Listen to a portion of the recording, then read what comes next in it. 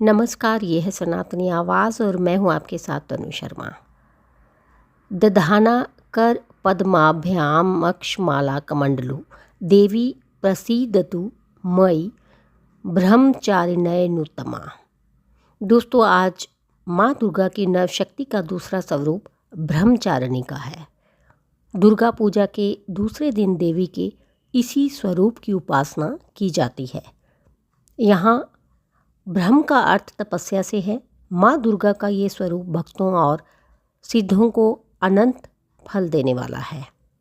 इनकी उपासना से तप, त्याग, वैराग्य, सदाचार और संयम की वृद्धि होती है। ब्रह्मचारिणी का अर्थ तप की चारिणी यानी तप का आचरण करने वाली। देवी का ये रूप पूर्ण ज्योतिर्मय और अत्यंत भव्य है।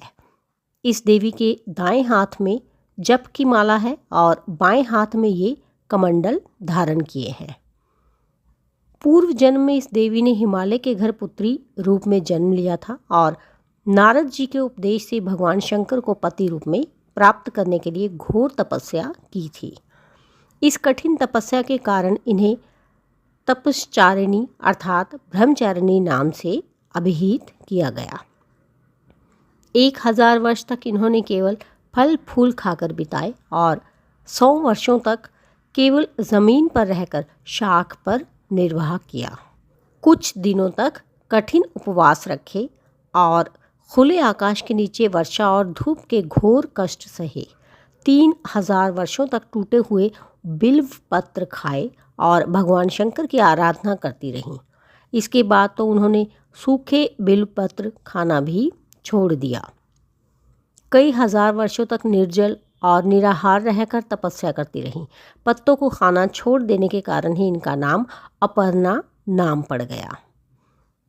कठिन तपस्या के कारण देवी का शरीर एकदम क्षीण हो गया। देवता और ऋषि, सिद्धगण, मुनि सभी ने ब्रह्मचारिणी की तपस्या को अभूतपूर्व पुण्य कृत्य बताया, सराहना की और कहा, हे देवी, आज तक किसी ने इस तरह की कठोर तपस्या नहीं की।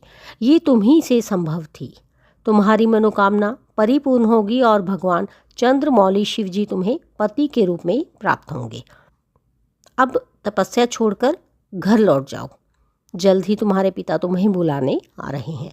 उनकी तपस्या से प्रसन्न होकर भगवान शिव ने उन्हें अपनी अर्धांगिनी के रूप में स्वीकार किया। इसी कारण वे ब्रह्मचारिणी कहलाती हैं। दोस्तों, माँ ब्रह्मचारिणी की पूजा करने से साधक में तप, संयम और आत्मनियंत्रण की शक्ति बढ़ती है।